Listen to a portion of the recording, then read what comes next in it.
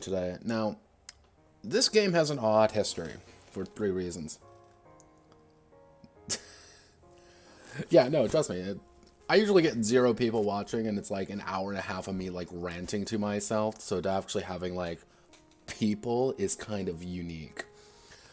But Project Catway here was born from a friend. I asked all my friends on another Discord, being like, hey, what kind of RPGs would you all like? And from there, I ended up with answers such as Minecraft. When someone just says Minecraft for a game, it's, spin the revolver around and prepare to blow your head off, because that's all I really wanted to do after he told me that. But my other friend just gave me Cat Girls. And fun fact, everyone, if you just have a single word to go off of, kind of hard to build literally anything around it. So I ended up coming up with this idea. This completely blank document, obviously, but effectively I had two, let's see, I had 2 options. I have the idea for the Minecraft tabletop RPG. I have the idea. Not going to be directly mean creefed, but pretty much I'm going to build the game entirely around the concept of crafting. Rather than being kind of a side rule, it's going to be the main thing of the game. Because crafting always gets a bad rap in any game. But this game, I got the words cat girl to work with, and so I did a little bit of research. Now,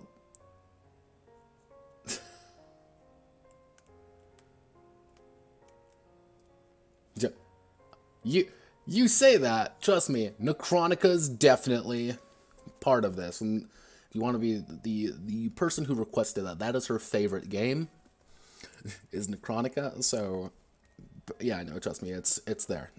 Necronica's a great game, by the way. I can talk forever about Necronica because it's just a really solid game. But let me add a little bit of that. Let me zoom in. Words. Make it black. So, what I plan on doing, the overall, it is actually translated. You can actually Google it really easily. It has a wiki and everything. So if you're curious about it, literally go on there. You can find the translated document. I think they just recently uploaded a new translation. It's Necronica. Necronica suffers from 3 things. It has such a weird setting, but it's also completely impossible to divorce the game from the setting. It's hard to actually just not take Necronica and remove the Necronica part from it. I think the second part is that it's a very Japanese game, and some people are really turned off by like the one-shot kind of format a lot of JRPGs go for. So that thing is, it's hard to pitch a JRPG. Like, look at any like very dedicated Japanese RPG. It's hard to pitch any of them because they are very odd, all of them. Tenra Bash Zero, Golden Sky Stories, Golden GSS literally doesn't have any combat in it, or dice. Ryutama is kind of a weird one to pitch. Like, it's a lot of these games you have to kind of work for it. And I think the third big reason why Necronica is just kind of hard to find a thing for is, like it or not, Necronica's actually fairly, I would say, hardcore in some ways. Like, it's, people get really turned off by it by just looking at the sheer amount of mechanics. But I've always said this in JRPG is that it's a very front-loaded set of systems. 95% of what you need to do is already done by the end of character creation, and that's what 95% of the book is: character creation. They're a unique set of games, very much so. anyone curious what I'm drinking, it's a French vanilla tea, and I put about 2.5 shots of bourbon in it. Good stuff. But let me actually pull up my little preliminary documentendos.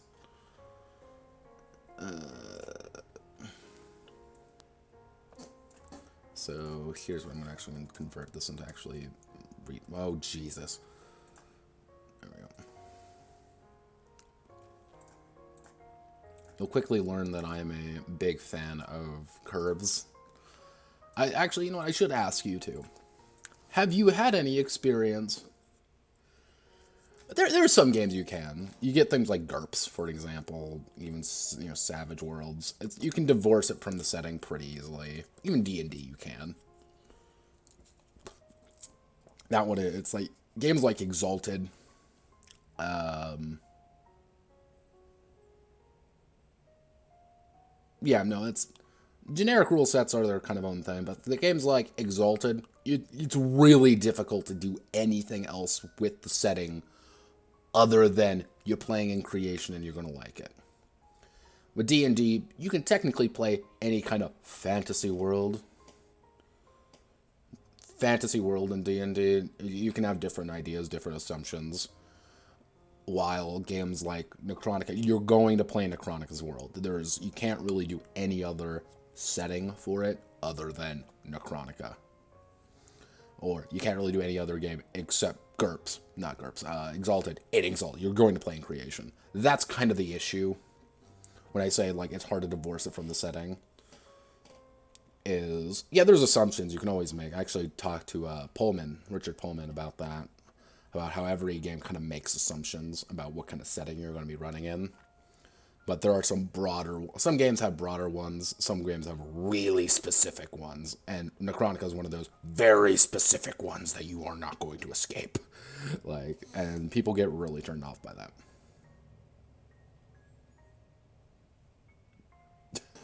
Vanilla D&D. Hey, I've had people try to pitch at me like 1920s gangster D&D before. I'm not fazed by anything with D&D. If you ever get curious, you can try to find it. It's there.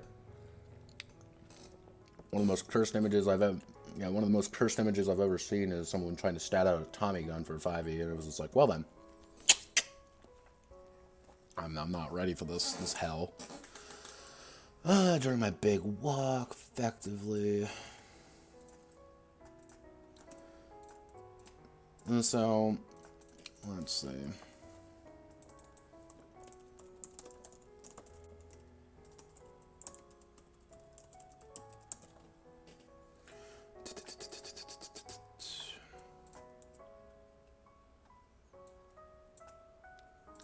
Type everything up in a notepad document.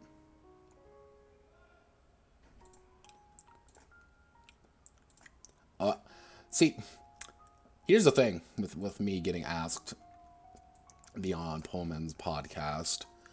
Pullman effectively got a hold of me about 2 a.m. my time. I was like, hey, you want to be on the podcast? I'm just like, yeah, okay, I can do that. When you're like 95% asleep, it's like, yeah, fine, this is fine. Yeah, I'm on Pullman's podcast now, and that was a fun night. That was really fun. So let's see. So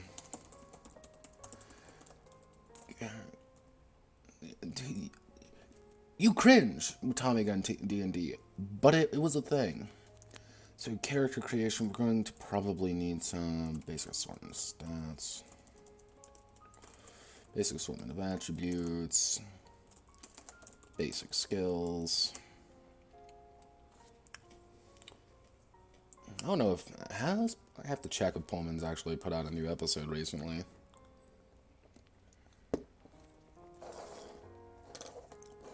I think he plans it, but like I got told like 3 days before, like, hey, do you want to be on the podcast? I'm like, yeah, sure. And then he just contacted me again in like the middle of the night, being like, we're doing this now. I'm like, oh, all right.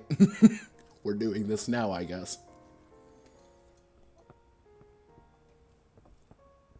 Let's see, basic assortment of attributes, basic skills. Oh, we're probably going to want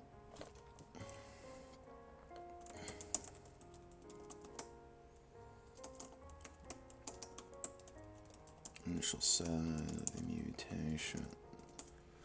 What are the initial set of mutations? I have my handy dandy notepad right here because this is who I am. Unfortunately, and there's my phone.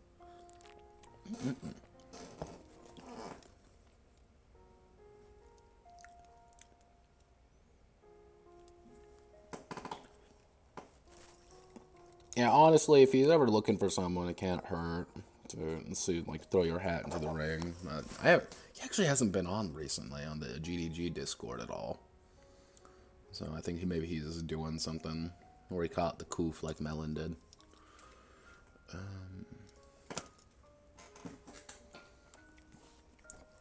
So we have our initial set of mutations.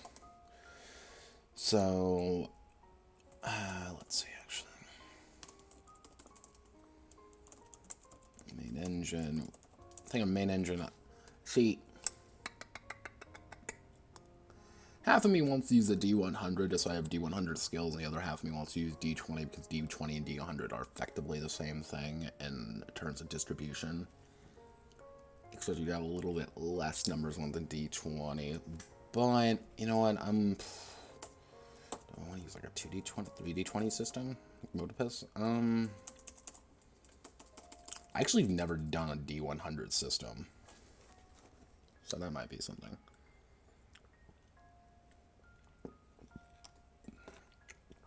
I know, yeah, D100 roll under. And so my first game I actually ever played was Warhammer Fantasy Roleplay. That was like the first RPG I ever ran. Also, like D100 has a special place in my heart. It's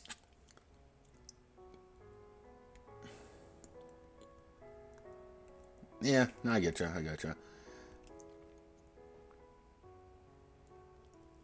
I think the most common ones, D20, obviously, and what I say by D20 is I mean like the traditional D20 OGL.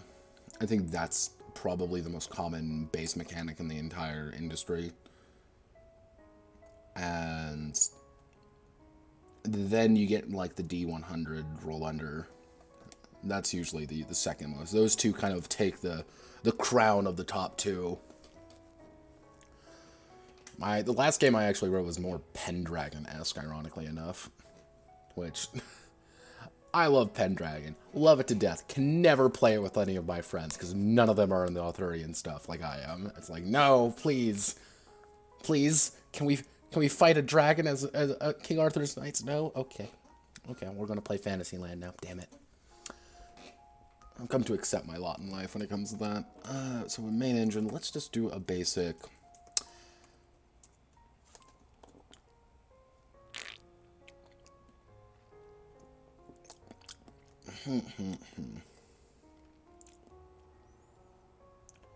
Interesting. Yeah, I did lower the stream quality. The bit rate's been lowered, so maybe that's... I'm probably going to yell at one of my streamer friends after this to see if there's a way I can help that, because you're not the first person to say that, though. So let's do a basic D20 system as we're at now. So D20 rollover success. Don't worry. It's if it's late. Yeah, no, don't worry. I used to stream earlier. I used to stream about 2 hours in the past. That would be my usual streaming time. But the end of days hit, and my timeline of how I wake up effectively at noon, but I go to bed about 4 a.m. because that's just how time for me has started to work. And I hate it. I despise this. This is my life now. Though having like this really weird time, like I'd say about half my followers are weirdly European.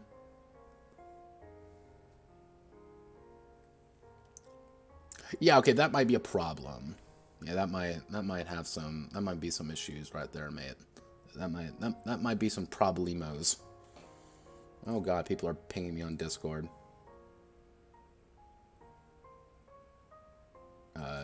No. I'm not Tom Jensen.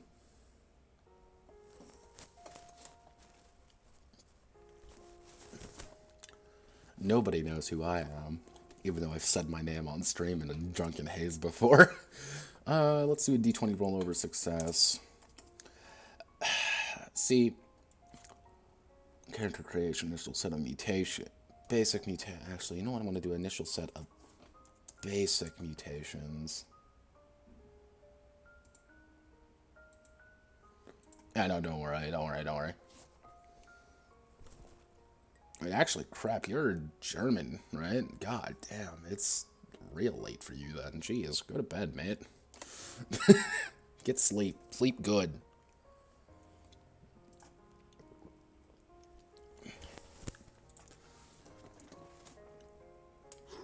Let's see, D20 rollover success. Basic something of that. I'm not entirely beholden to this D20 thing, but I usually like getting the main engine up and running, because how I pretty much see, as you can kind of see right up here, the basic incentive of this game is maintain colony resources for Jesus, 3 a.m. Get some sleep. Resources for colony. Okay, so you're like me then. You poor creature. You poor miserable creature, you. Time is an illusion. 10 p.m. So that would be.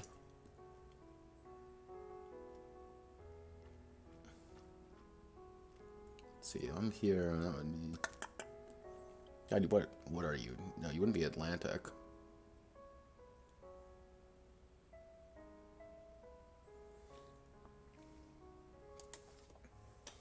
Yeah, I'm usually pretty good at determining where people are by their time zones. This is called living in like every side of the country in the glorious Burgistan, so my sense of time is always messed up. Exploding dice for everything is fun until things explode, and you know, as the game master, you're sitting there and being like, please no, you don't, stop, please, oh god, and you start crying, and then everyone starts crying too, and then you start losing your mind. So let's see, so we want to maintain a colony, we need resources for the colony, produce next generation, level up. Because one of the key things here is that your character is disposable.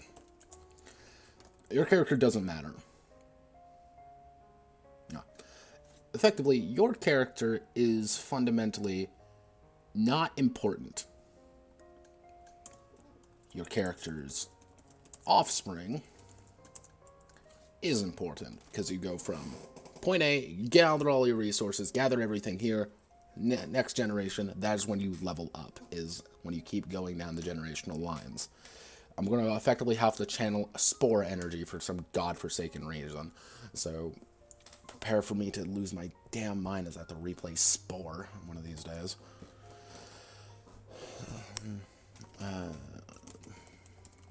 So let's see, if character is disposable, so you're level up, so we want to do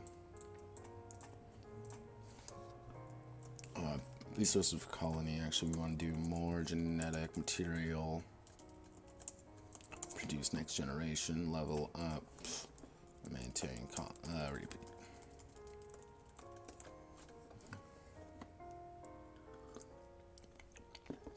One of the key things I want to have a problem here is that if you fail to get more genetic material, if you fail to pretty much expand the bloodline, the blood effectively, and fail to effectively make your colony more genetically viable, that's when you start getting bad mutations. That's where you get things like, oh, hey, you're born with 2 faces, or hey, you have, one of your arms is completely useless. And when that character is like, okay, time to pass on my genetics, suddenly every character subsequent has bad arms, or every character subsequent has genetic problems kind of going forward, and you're diluting your blood by effectively failing to maintain it. Oh, okay, let me just snap everything in my back in place. So let's see, gene pool is very limited. So one of the key things I was looking at here is my friend just gave me the word cat girls to work with, so I did a little research into cat genetics and colony management. Cat colonies are actually really fascinating because they have very different versions of hierarchies. They actually have leadership depending on very different situations. Sometimes just strongman rule, and sometimes they even have like a weird pseudo-democracy in place where it's just like, hey, everyone's kind of has to work together and no one's really in charge, so but everyone has to make decisions together. So you also end up with really bizarre genetic quirks, like the Hemingway cats, who are all born with 6 toes. The only reason is that because Hemingway's cat had 6 toes, and they let them stay in his house, which is a cat colony at this point, and all of them now have 6 toes. Or back in the glorious Midwest, I had a friend who lived out in the country, and they had a colony on their land. They were all gradually born with They were all gradually born with white fur. That was an incredibly common thing, and blind in their right eye or something. Like, it was this incredibly common thing for that particular cat colony they were completely blind on like their right eye, and they had these like perfect white fur. So it's that's kind of the thing I'm looking for here, that you have to get more DNA. You have to make sure that people are pretty much producing viable offspring, and not horrifying, Habsburgs. That's one of the key things. And I know I'm going to the right side note, being this, like, let's talk about incest, and that's going to be a fun and exciting adventure for everyone. And that, kids, is why I drink. So,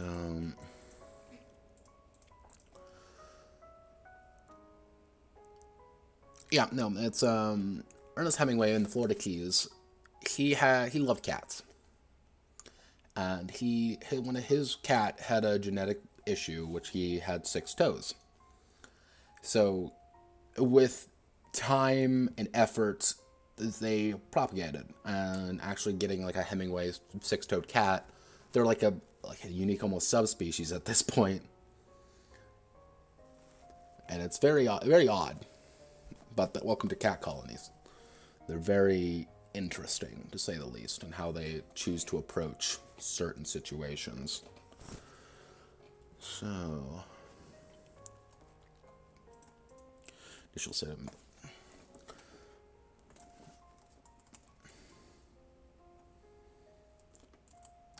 What I'm going to have to do for genetics is we're going to have to do one for each sense. So vision, smell, hearing, taste. That might actually be a good attribute. Sense. Vision, smell, hearing, taste.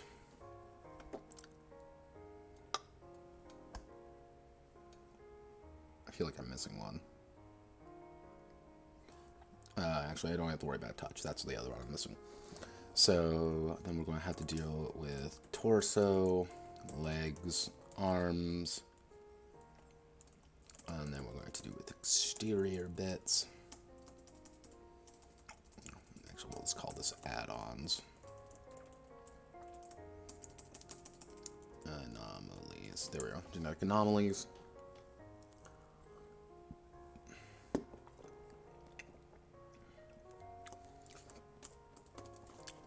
The main purpose of the stream is trying to get the genetic coding right. Because what I'm debating on doing is effectively every character has, for all of their various parts, it's either going to be a dominant or it's going to be recessive. Dominant Dominant obviously produces dominant. Dominant recessive produces dominant.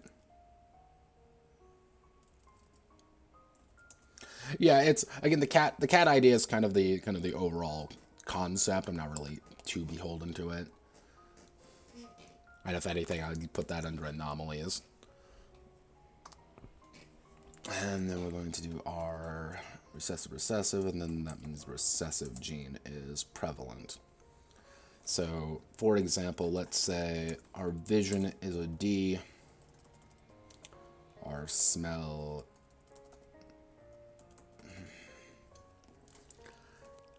See, this is the odd part because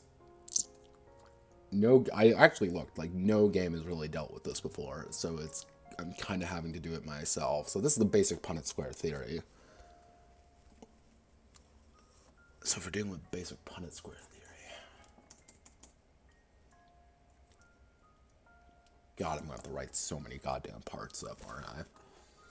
So we're going to have to assume that one for each set. So we're going to have to, oh goodness. Mutation locations. Anomalies would be effectively producing different limbs. This is an incredibly simplistic version of it. Yeah, no, it's going into this, I was like, okay, there has to be something like this anywhere else before, and no, there isn't. And it's like, oh no. And it's funny, in the other Discord I'm in, I pretty much got told, like, hey, you...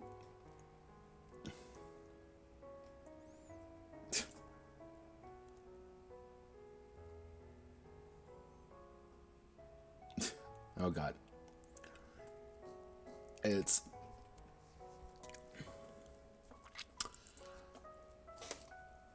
hard to deal with. This is the...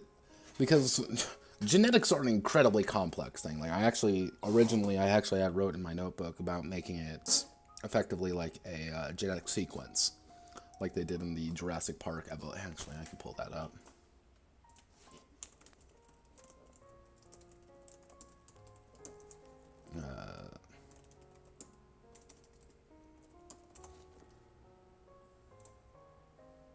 Alright, so... Go away. Nope. Oh god, everything's falling apart. Okay. So, this incredibly... Oh god, this incredibly terrible image right here was from the Jurassic Park evolution. Yeah. I talk to my programs on my screen. Yeah, I'm weird. Yeah, I do. I have to yell at my notepad document to do that. Luckily my phone hasn't gone off, but I usually end up talking to my phone as it angrily gets mad at me. But Jurassic Park Evolution had a thing called the genome, and the idea is you had to slot in different things into the various genome like they did in the original movie to make things work. And I was thinking actually making that a part of it. So you have your full genetic sequence, and you have to create mutations based off where in the sequence things are going. So that might not actually be the worst idea.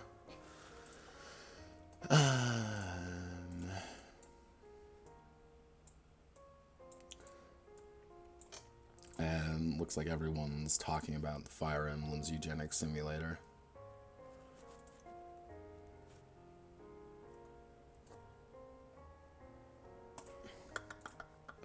So we're going to want to do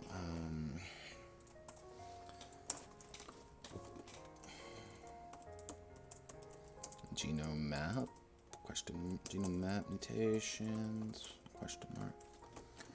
Yeah, welcome to like pre-streams and very basic, like this is how I make things pretty and putting everything together. This is design theory time where I literally just theorize and try to get everything to work the way I want it to. Looking at the sheer size of this goddamn thing, this is going to be a massive project. Way bigger than I originally thought. So, let's assume this. Every character has 5 steps in their genome. This is a basic genome. And from there, we can assume that, actually, let's see, 1, 2, 3, 4, 5, 6, 7. Actually, 7, I know that wouldn't be 7 slots, would it? Because that would be 1, 2, 3, 4, 5, 6, 7, 8, 9. 9 slots in the genome. Okay, so we have 9 slots in our genome. And from there, each one is going to be either dominant or recessive.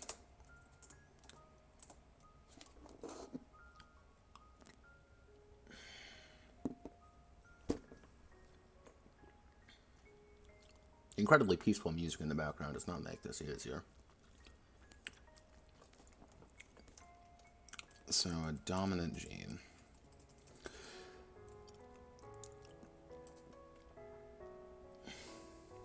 Well, actually, there'd be 10 because there would be effectively coloration.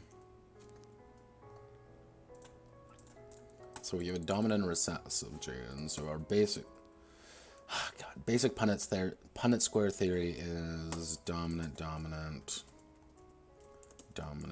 recessive. 1, 2, dominant, recessive, and then we have a DD.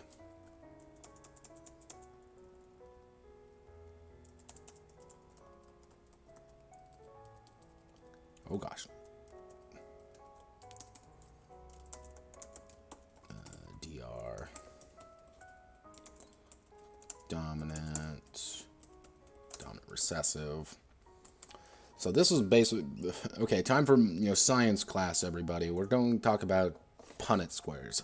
Punnett squares are very simple. It's pretty much if you have genetic code 1, genetic code 2, what is the likelihood of producing the various things from offspring. So going off our little example here, if we're dealing with one with 2 dominant genes and one with a dominant and recessive gene, the recessive gene is never produced because we are pretty much too dominant. Fairly simple. However, let's say this was in R right here. This would be instead like this. So there's a 25% chance of the recessive gene showing itself because it's recessive. It's something that doesn't pronounce itself all the time. So let's say, for example, producing a red hair. I gotta see that twice. Yeah, probably.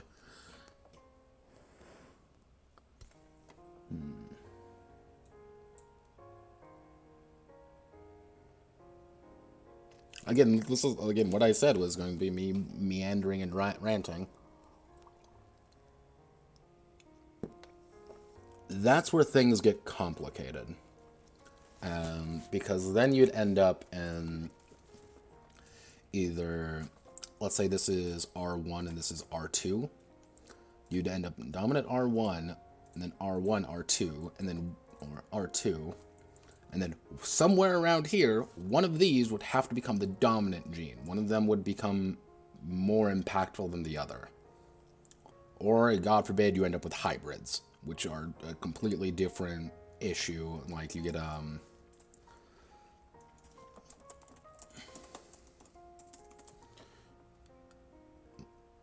you end up with this, with the boys like these.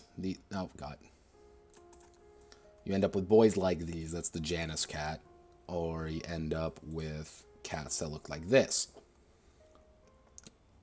And what do you get? Two-toned faces. Now, the logical conclusion of this is this. This is Venus. Where Venus is literally 2 cats that were merged together, effectively, in utero. Very odd creatures, but that's a thing that occurs. Welcome to cat genetics, and why this is actually an incredibly interesting and odd topic. So, I said going into this is not going to be simple. This is going to be very actually Lely's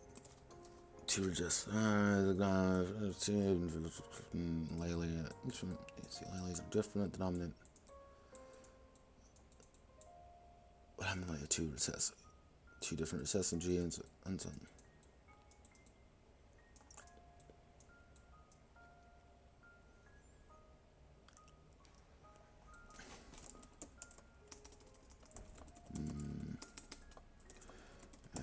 Survival game. Gee.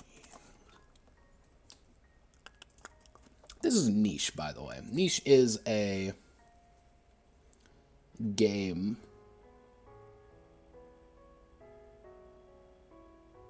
about pretty much taking control of a weird species and making sure they survive. I'm going to be using this, by the way.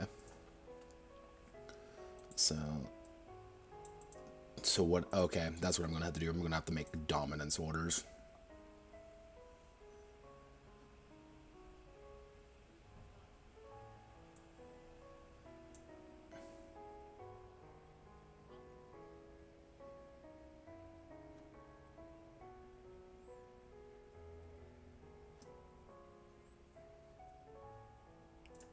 Yeah, cats are weird.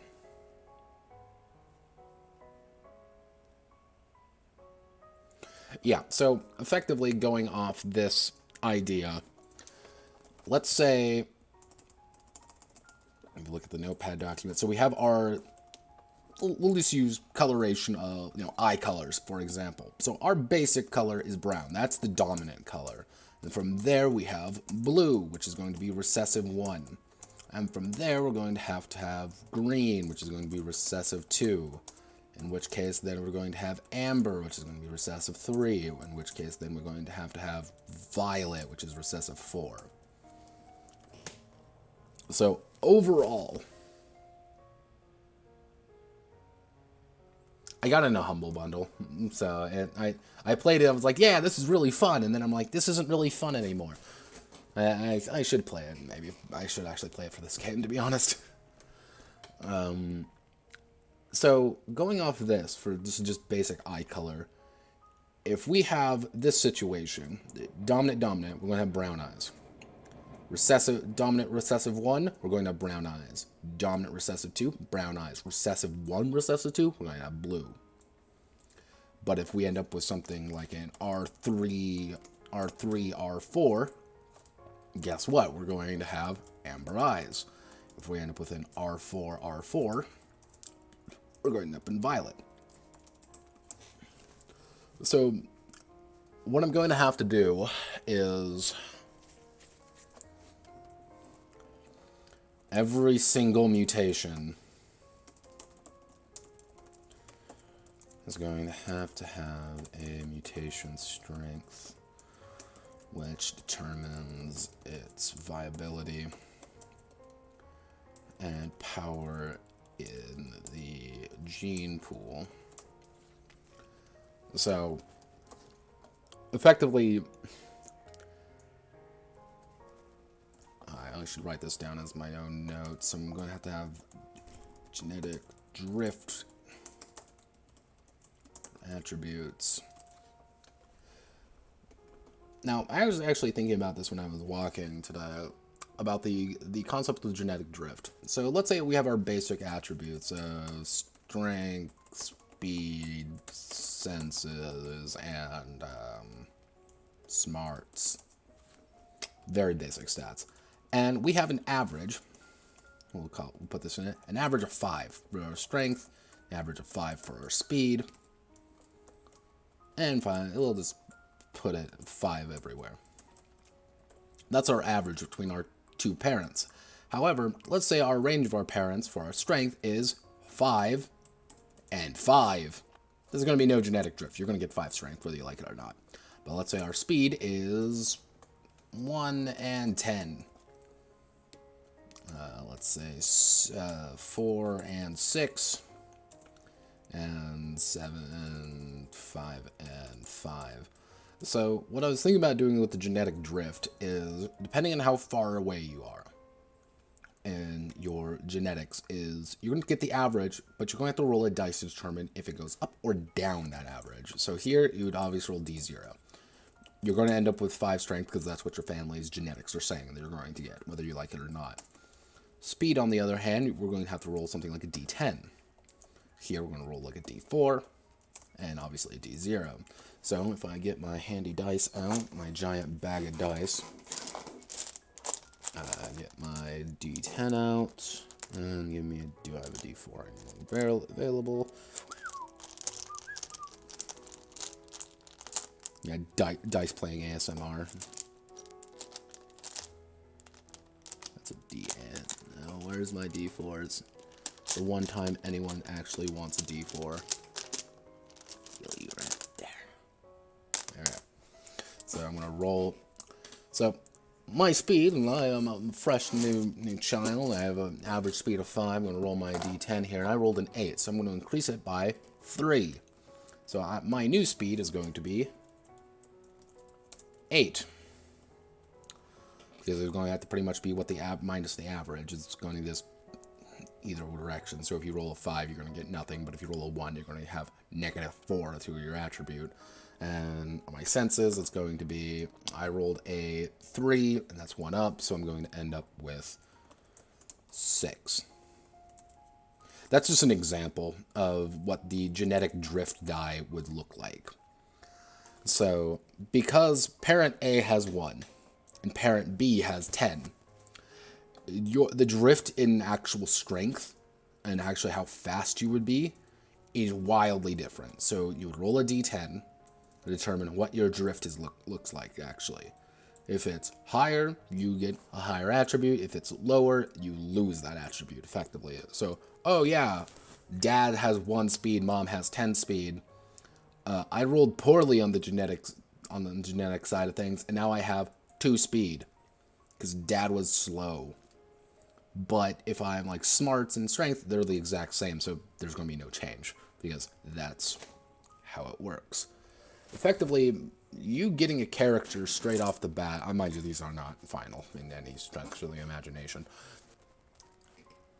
When your next character is going to be fairly randomized, depending on what happens, but you can always change things by gathering more genetic material. And effectively what that means is 2 things. You're going to eat things. You're pretty much going to be horrifying mutant monsters that are going to jump on you, rip your throat out, feast upon the blood of your enemies, and then you're gaining some of their genetic code. So let's say one character kills a bunch of these guys who are super strong. In his genetic code, he's going to be stronger. He's not stronger right away, but his offspring. Also, thank you for following Shooty Fla, or I almost called you, Shoddy Fish, but Shooty Fla. Thank you. Your offspring are going to be stronger because, again, you've inherited all this genetic material to be stronger. But let's say another character murders a bunch of people with tails and then eats the tails. Their offspring might be born with tails. So it's going to be kind of that that's going to be the complete. The actual system's going to be easy. The combat, easy. Everything about that, easy. I can do it. I know kind of how I want to do this. The actual pitch of this system, the actual, my selling point, Fire Emblem Eugenics Simulator, that's going to be the fun part. That's going to be the part where I want to jump out my window. Oh, God. What the people are saying on Discardo. Oh, God, everyone's talking about Pokemon now.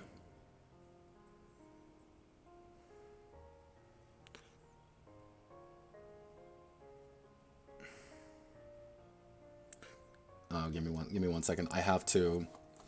I already rewrote a song of Ice and Fire RPG. I know it exists. There we go. Let me just power dab on, on Chop there. Power dab, everyone. Oh God. But that's going to be the complex part about this. Is your character at the beginning. If I go all the way down here. Character 1, starter, is going to be very basic. Basic, simple, quote, normal, end quote. However, let's say 10 generations down the line, character 10, advanced. So this is after effectively 9 generations of genetic editing, possibly having some bad edits, and hey, like, oh hey, I've developed a useless vestigial limb that all my offspring have to deal with now. And if that character, by generation 10, may barely even look normal. They may have 4 additional arms, canines the size of knives, and be hunched over and not have the mental capacity to speak. Or they could be completely different. So it's always kind of that balancing act that's the kind of the key thing I want to get across with this, is that balance of we need more genetic material. Just based straight up, we just need more. We don't care about what it is, because we don't want to start developing these really bad recessive genes, such as, hey, we're all hemophiliacs now and we're all fucking Habsburgs. But later on, I want players to start looking at things and being like, all right, good news, bad news. So the 7 families over there that we have developed weird Habsburg genes, they're getting pissed now, and we have to account for them. But the 3 families that aren't really, horrifyingly incestuous, they're going to have to deal with their own complex issues. We need to find someone who can actually, hopefully breed out the entire concept of them them being stupid. Or we need to find people who are tough, and so we can bulk ourselves up. So the game starts with anything goes, anything works. Yeah. And by the end, it's you want to be selective. So player 1's family, kind of like who he's kind of working with, is just like, hey, all my family are apex predators effectively, and we're all kick-ass badasses who can kill you in about half a second because we're cool. But player 3's family is like, well, we're going to have to do with the family. Yeah, it's welcome to this game. What I'm thinking about doing is welcome to the eugenics part. But do you really want to start interbreeding with these different families who, their family tree looks like a family bundle of sticks? Where that might have to be a thing. Or do you want to get blood from outside because you don't know what they have? Or do you just want to... There's always going to... I want that challenge, that concept of I want more things. I want more options. I want my tail to have a spike on the end of it. I want both my arms to be bulky. I want to have wings. I want to be blue. I want to be able to breathe fire. And also I want to make sure I don't bleed to death anytime I get a cut. I want to make sure that I can actually digest food. And I want to make sure that, anytime I breathe, I'm actually able to breathe in the hostile environment that I'm currently in. So it's A Song of Ice and Fire game. Oh god, I'm getting pings on Discord. In case you're wondering, yes, I did rewrite it. He was a bitch.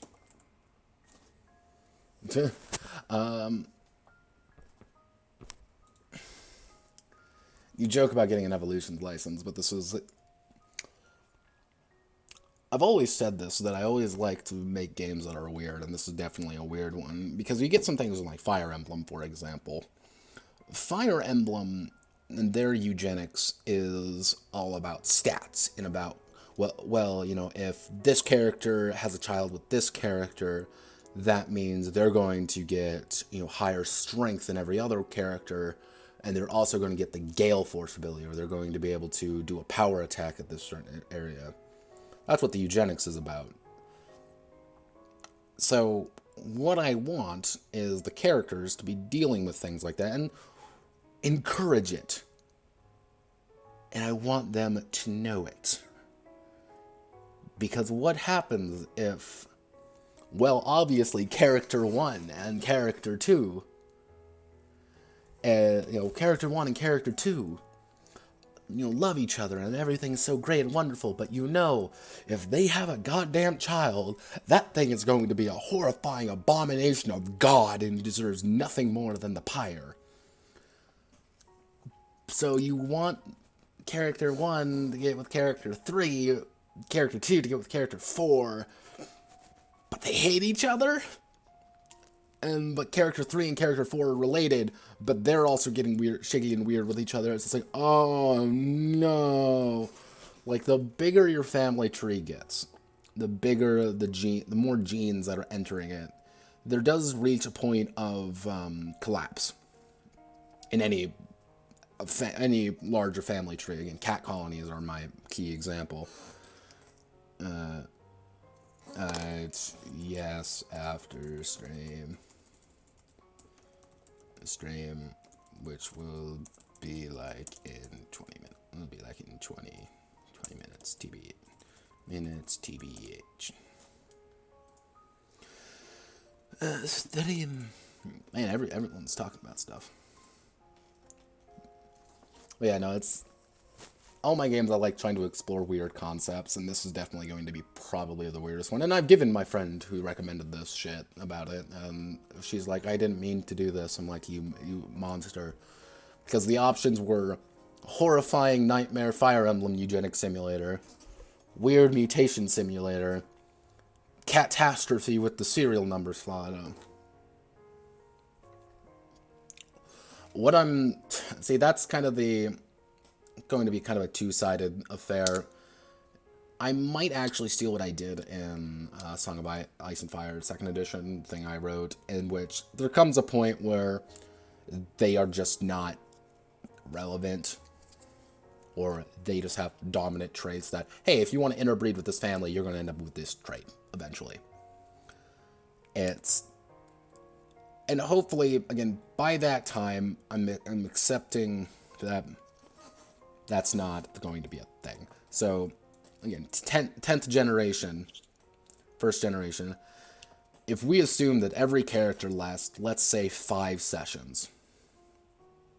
5 sessions, and you retire for the winter, and and the violins play, everyone's happy, and like, yay, look at this, 2nd generation. 5 sessions, 5 sessions, 5 sessions, 5 sessions, like, so this is going to be 50 sessions, so I'm not exactly, the average game doesn't last that long. I'm going to be honest with you, they don't. So hopefully the bigger and bigger family is going to be avoided by virtue of the game.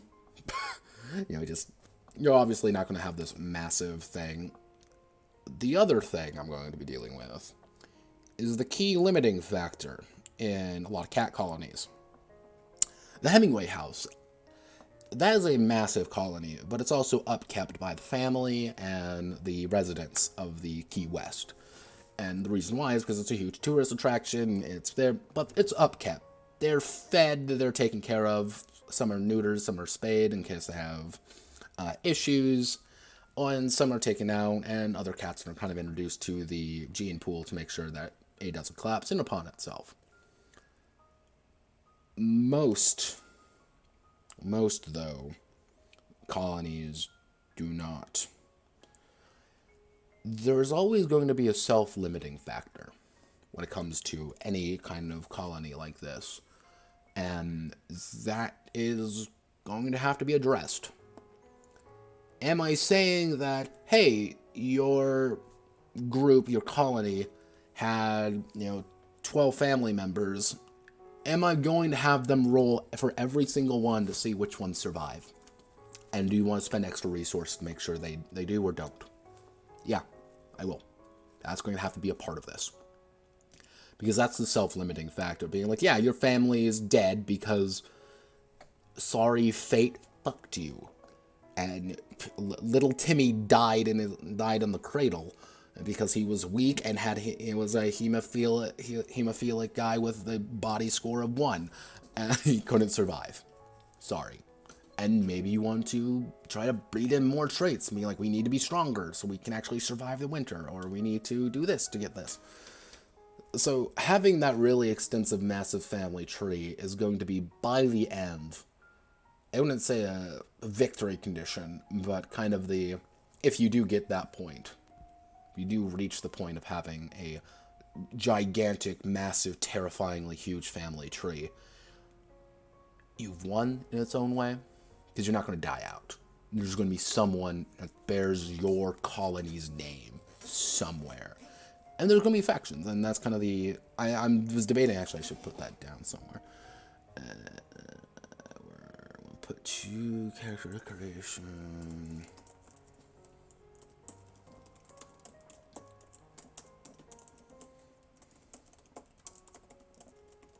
There we go.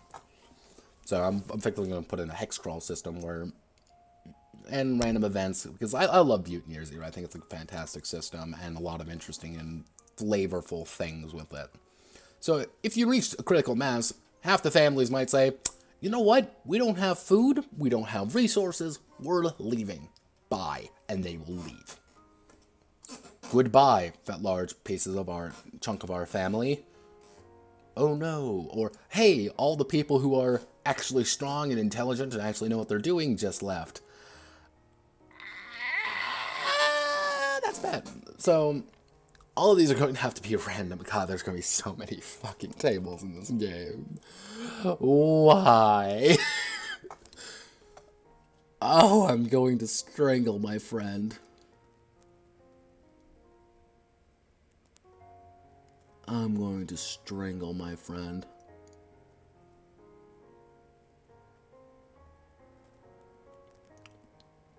Yeah,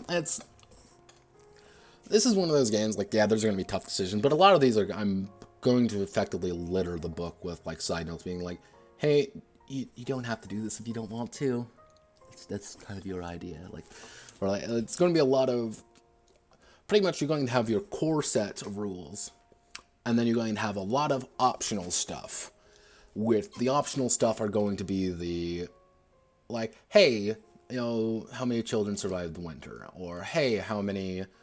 people, make this, or hey, you want to take out some of the worst parts of, the eugenics part of things, yeah, you can do that. That's probably something I'm going to do. Or, or I'm going to have to actually put in a system which is going to be like, hey, yeah, you don't want to roll up every single character in the family right now. Hey, why don't you just make your own, but you have to pretty much obey these basic rules kind of thing once you reach that size. Like I said, this is going to be a massive goddamn project. This is going to be a terrifying set of reviews, and I'm going to strangle my friend who made me do this. And in case she is like, no, I didn't mean to do it, I'm going to say, you gave me this. You put the gun to my head and say cat girls, and I'm just pulling the trigger because we're playing Russian roulette now, bitch.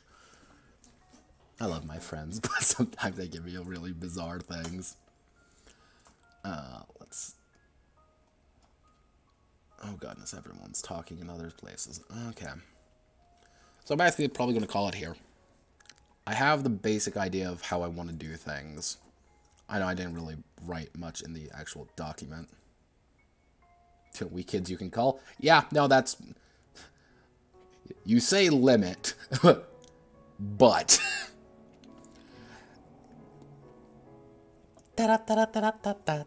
If you want to call kids, that's entirely the player's, game master's decision. If you don't want to cull anyone, just want a natural selection to take place, do it. But I'm effectively not going to be in, like... Yeah, you say it's a bit too big, but like I said, the actual, like, base systems, the underlying mechanics of everything, I have the idea for, I have the concepts for, I have the thing there. It's there.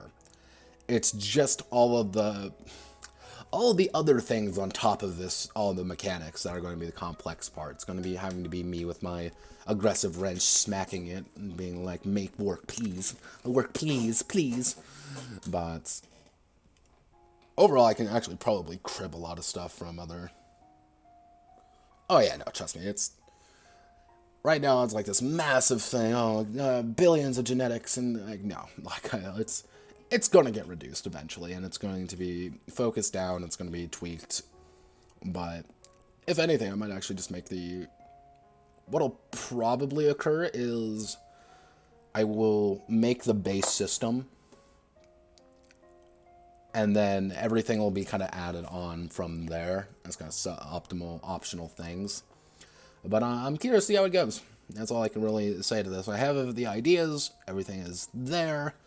It's just going to be cutting it all together to make it work. And me pointing at it aggressively and crying. So, I have my bourbon, and I have my tea. And I have good luck. So, thank you all for watching, and thank you everyone who actually followed me this time. I know I usually don't get that many viewers, but thank you. And I want everyone to have a wonderful rest of their day.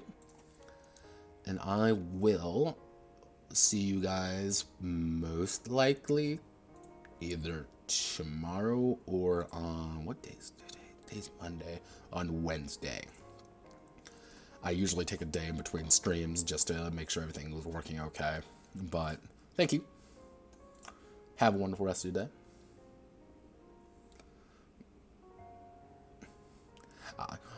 Don't worry, you'll find it. Don't worry, everything has an answer. Alright, goodbye everybody.